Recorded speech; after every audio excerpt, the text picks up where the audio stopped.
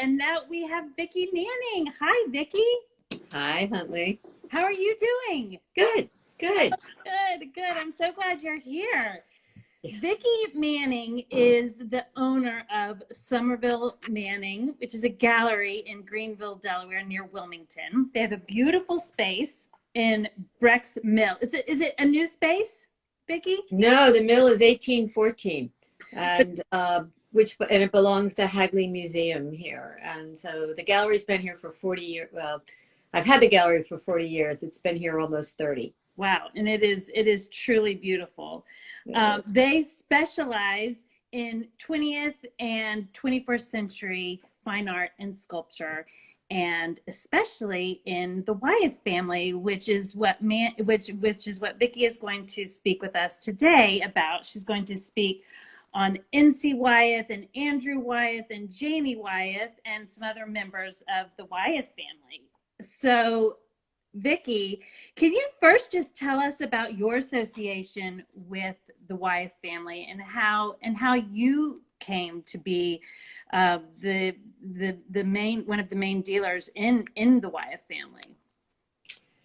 I moved to Chadds Ford in the 70s and met my husband, who actually grew up next door to them. So I knew them socially and as friends. And then when I started a gallery in the 80s and had to earn my chops, as eventually I was able to start selling their work, and that grew over time.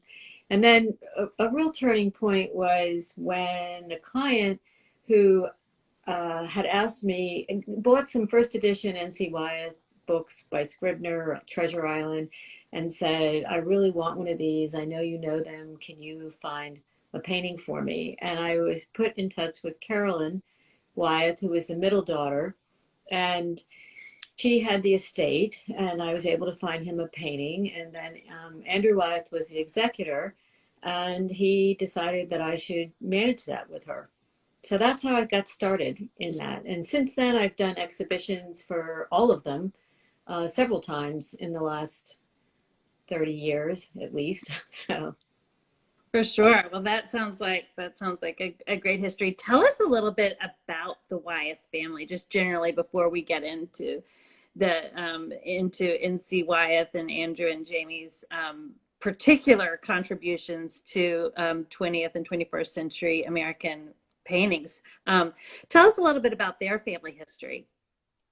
I think the Wyeths are as close to a family dynasty of painters, other than the Peels, that we have in America. And NC came to Wilmington in 1900 to study with Howard Pyle, who created a school of illustration. And at that time, illustration, I think we have to connect to that time period where that was the popular media. Magazines, books, anything that was written, and the ability of the printing technology to mass produce images. This is what America wanted.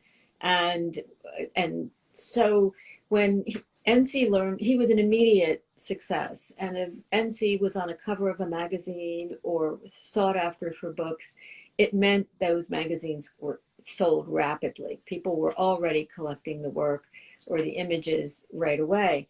So he was very famous in his time. And I like to connect him as the Steven Spielberg of his time, because it was popular culture. He actually really wanted to be known as a fine artist, and I'll address that a little bit later. But in the meantime, he's in all this literature, in magazines. And throughout that period of the golden age of illustration, which is considered 1900 to 1930, he was one of the very tops. People came to Wilmington to meet him.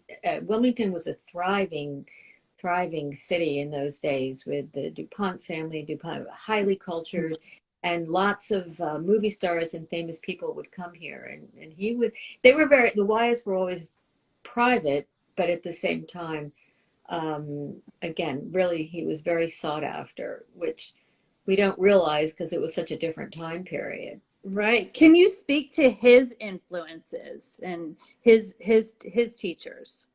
Well, Pyle, certainly, Howard Pyle was his teacher, and he frequently referred to Pyle. Pyle used to say that you had to paint the air, and that was a quote that he used to tell and his children and people. And then, I mean, he was a great illustrator, and that's what he was so well known for. As a matter of fact, here I'll turn here, and here That's is good. Yes, let's a see. painting. Here's an illustration of from, whoops, let's get that. Sorry, maybe you do it, Rebecca, from there. This is from Scottish Chiefs, which was a Scribner classic. And this is the death of Wallace, which is a really stunning illustration that he did. NC was great about having one light source like this candle that just illuminated the entire painting. So this is really what he was most known for. But he really wanted to be a fine artist and be recognized for his painting. So he did a lot of landscape painting. Frequently too, in the back of his illustrations, there were very detailed landscapes. He also made them big. 30 by 40 was very large for a illustration in those days because they were done for reproduction. They didn't need to do big paintings. But that was NC. He had to do big paintings and very detailed backgrounds of landscapes. And he was he became very good friends with the New Hope School, the Bucks County group, with Garber and Redfield. And he really wanted to be recognized as a fine artist. So he did landscape painting, and he exhibited it in Philadelphia. I was just going to ask the works that he painted for his own edification, like the landscape paintings that you mentioned. Was he successful in selling those during his life? You know, that's a good question. I mean, he was not anywhere like his illustrations. Right. It just didn't, the interest wasn't there. He may have sold some. He did have a show at the Philadelphia Print Club, Sketch Club, with, I think there were 11 landscapes in that show in the early 1920s.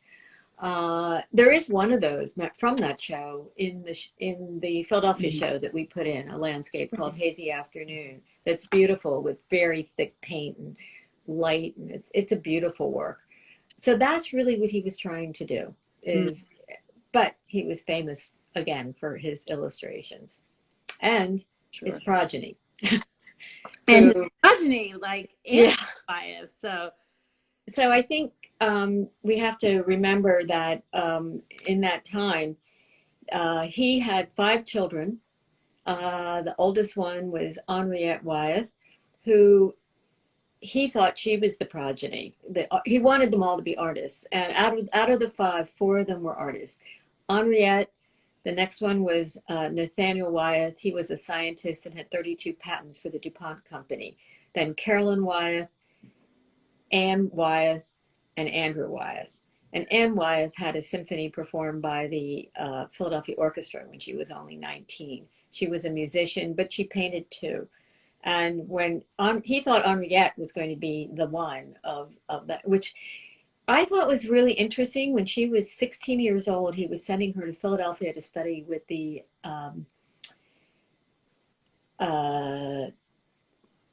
Philadelphia Academy of Fine Arts. And to send a 16-year-old on a train in that time was unbelievable, really. Remarkable, for sure. And actually, even the women married artists who came to meet him and study with him.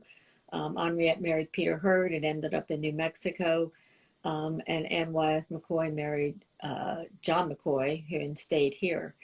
So after that, I think he decided when Andy came along, that's the one.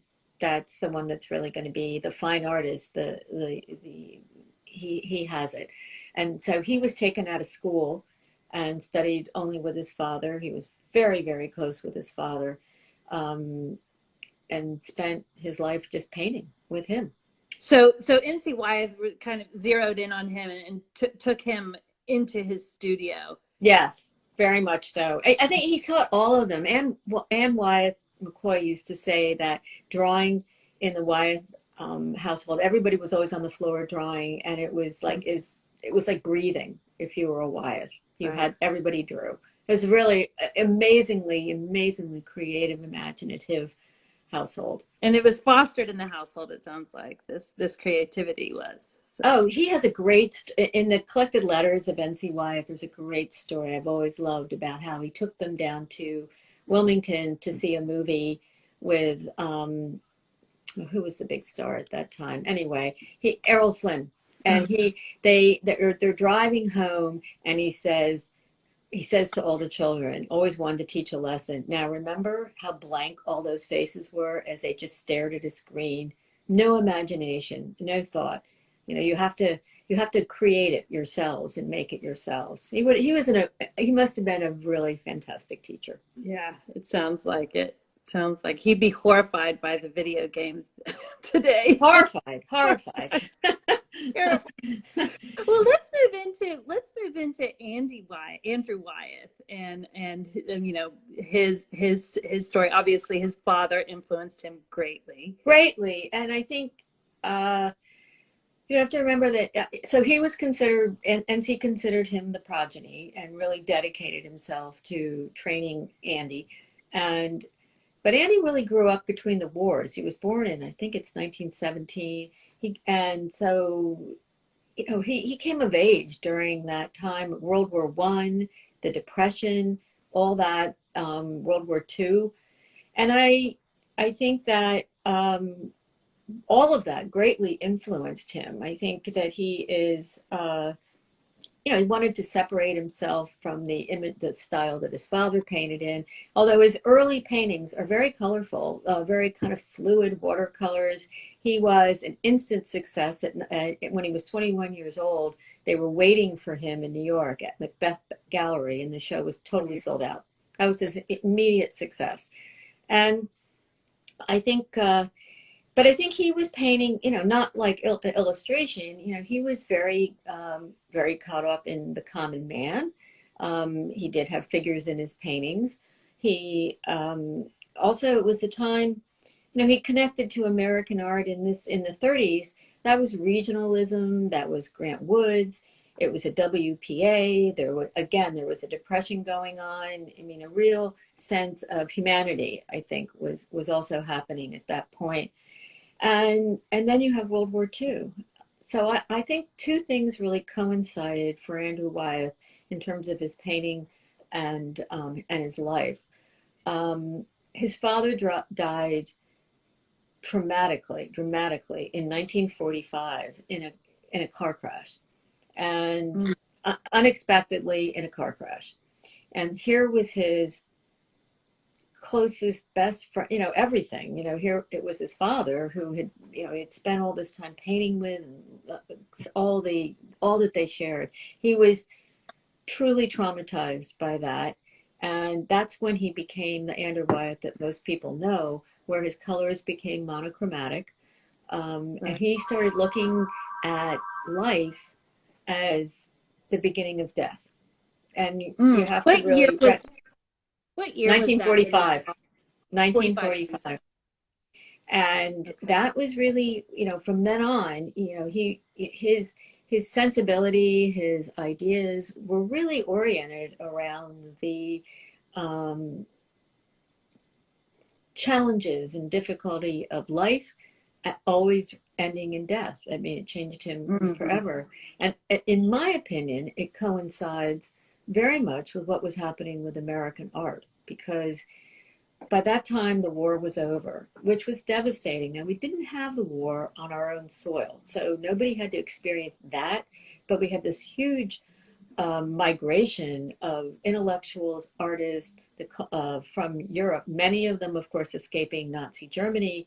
But in general, you know, Hitler's Germany was not open-ended art. I mean, even all the French painters, whether they were Jewish or not, were trying to escape because that was considered, how did Hitler, he had a word for it, I'm sorry, but degenerate art. Yes, thank you. He considered it degenerate art. So there was no place for them. And they were leaving Europe and coming to America. And I think that you have this whole school of work. Back in the 30s, Hans Hofmann was teaching artists, and things were still a representational base at that point.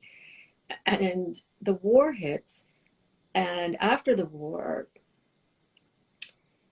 it's just deadly. I mean, it's nihilism. It's like what happened, and how do you paint that? You know, they weren't seeing the joy in life. They were seeing this really serious existential question, if this could happen in their lifetime. And I mean, they were these are, I'm talking about the ABEX people, but they were you know, they met with Sartre would come over and lecture and all. And so you have this abstract expression and movement, which I think strongly came from the war and what came before that. So now Andrew Wyeth fits in. Right. To me, Wyeth was, or is, representational. People call him a realist. Well, to me, a realist is someone that's really trying to paint exactly what they see. Wyeth wasn't trying to paint exactly what he sees. He paints it in a very detailed, but if you look at any of his paintings, that does not really look like a photograph or an exact representation. So I think he's painting representational art, which is a realist-based tradition, you know, using real imagery. And so, I mean, real imagery, I mean, using reality for imagery, which is why I actually find that he coincides a lot with what was happening in this mainstream American art, although they weren't painting from a representational background. And I'm going to point out, I have an Andrew Wyeth painting in the office. Why don't I show that? Good. I was hoping you would show us some Andrew Wyeth. So here's a beautiful Andrew Wyeth painting from 1976. You can see what I'm talking about with the monochromatic. Really classic is how he would do this. This does have an animal in it. His dog Nell is in the foreground. But you can see again the monochromatic. And I think that one of the things I always amazes me is that people, I've read and heard critics or people trying to fit Wyeth into mainstream American art. And they talk about how if you detail into some of his areas that they're really abstract. And for me personally, I don't agree with that opinion at all, because I don't think that's what he was trying to achieve. He didn't come from the same place as the ABEX artists. He just coincided in time. This is how he was painting, as I said, a representational artist who's using the environment as his palette and his description, his imagery. So that's right.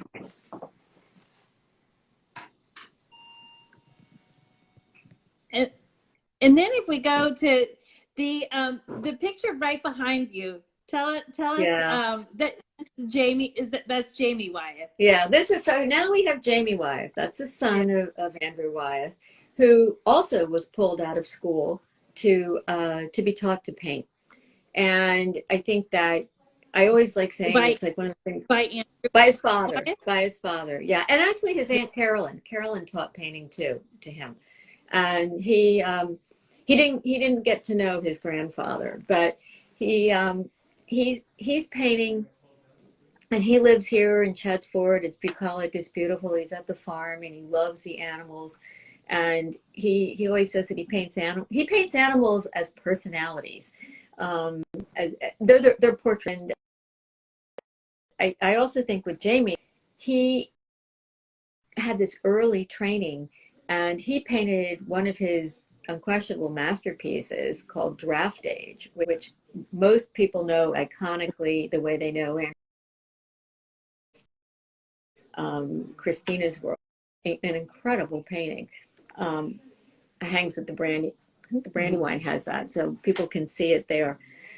So he comes along, and it's like, it's a beautiful day outside. His father wants him to come sit in the dark and watch this black and white film for the millionth time and draw, dead crows. And he said, meanwhile, here's his grandfather, who was with costumes and color and swashbuckling and fun. And he said, you know, he connected much more to that part of the family because it was more fun.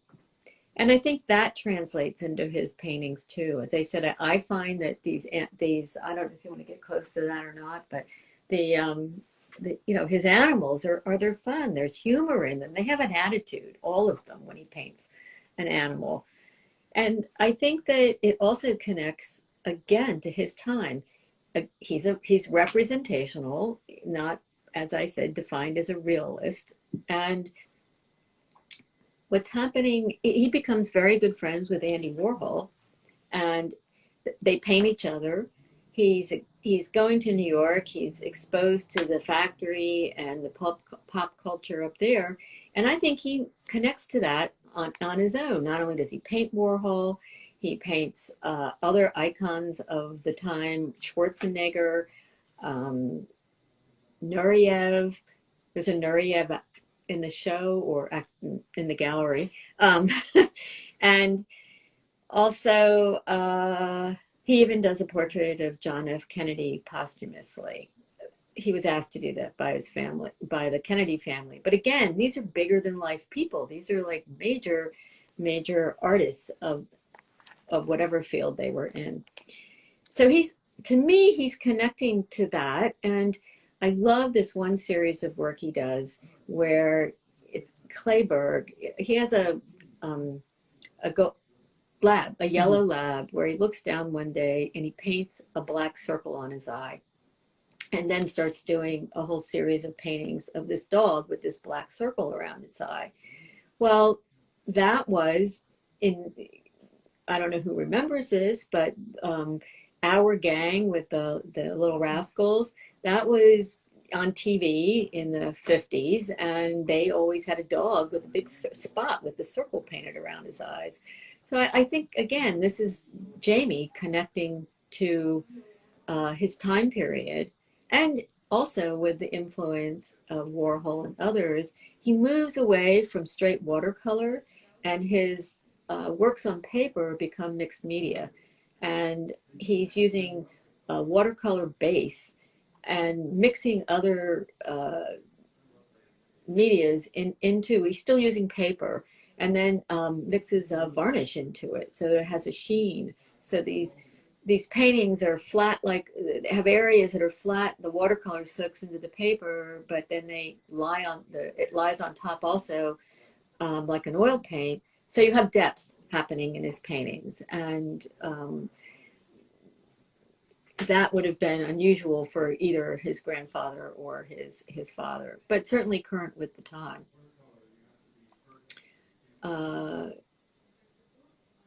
I think another parallel of his time was, again, this kind of reconnection to pop culture. I mentioned Kleberg, I mentioned the Little Rascals, but I think he was also, you know, at that time, besides Warhol, you had Lichtenstein doing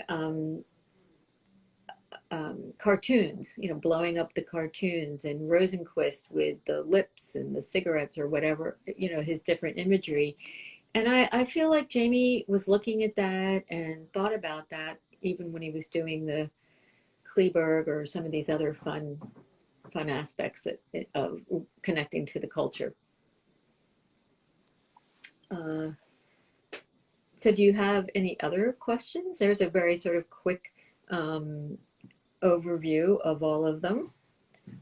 Good. And we have, thank you for a great condensed history of the Wyeth family of artists. So that was a comment. That was a comment. So I really appreciate that. I think that was it was a really a great, as I said, a condensed history of the Wyeth family.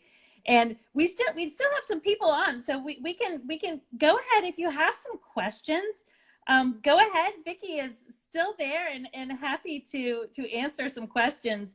I did have one question in particular about the Wyeth family, and it's about future generations of the Wyeth family. I mean, there's such a dynasty and there's such a rich history. you know, artistic talent in their family. And just can you tell us all about Well, future generations or current? Jamie did not have any children, so that that direct line is gone. His brother Nicky had a daughter, but nobody else that was raised in the same way the rest of them were to paint and to be artists.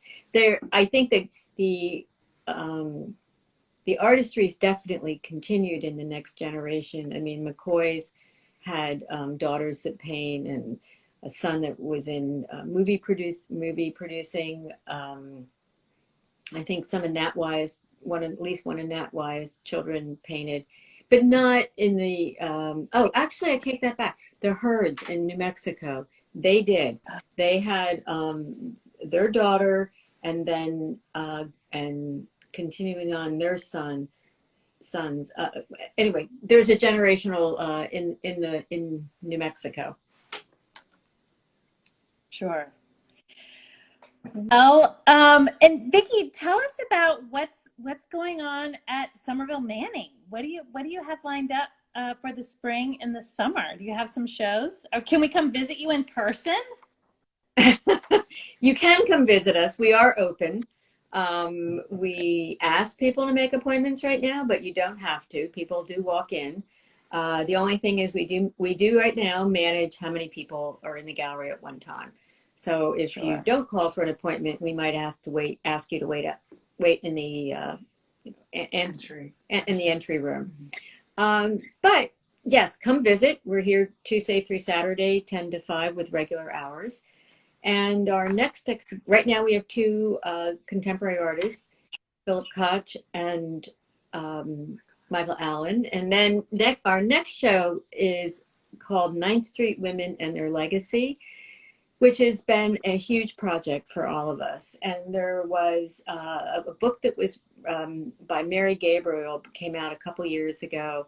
Fabulous, fabulous book. It's like 1,000 pages, so get ready. And it discusses it tells the story of American art through these 5 artists. Lee Krasner, Elaine de Kooning, Helen Frankenthaler, Joan Mitchell, and Grace Hartigan. And it's their story, but it parallels everything that was happening in American art at the time. So you really get a complete history of all of it. So our show is the 5 of them as original works by the 5 of them. And then there's 5 artists that we asked to be in the show who knew one of them. 3 of them knew Joan Mitchell, one of them very well. I have all sorts of pictures of her with not only Joan Mitchell, but Grace Hartigan and Elaine de Kooning. That's Mary Page Evans, who shows with us. And Bill Scott, who's from Philadelphia. He went, a lot of people know Bill. And Marie-Therese Berger, who's from France and went to the Pennsylvania Academy of Fine Arts and knew Joan Mitchell in France. Melissa Myers, who actually worked with or learned from Helen Frankenthaler. And then Cheryl Levin, who is from Philadelphia, who had not a personal association with Lee Krasner, but a kind of an inspirational connection to Lee Krasner. So they're all living artists. Living artists influenced by these 5 great women, female artists. Who generally knew them, and then the originals by those artists too. So that's going to be an exciting exhibition. Opens May 14th, 15th, somewhere mid-May. Soon. Coming up soon. And you'll have the book there. Yeah, we can have the book here. Yeah, great. Oh, and lots of photographs of everybody. Yeah. That'll be fun. Well, go visit Somerville Manning and also visit the Philadelphia show. We are on day 5. We have 3 more days of the show, so plenty of time to explore the show and visit the Somerville Manning page, the Philadelphia show. Vicki, thank you so much. This was wonderful. I really appreciate your being here. Oh, thank you. It was fun.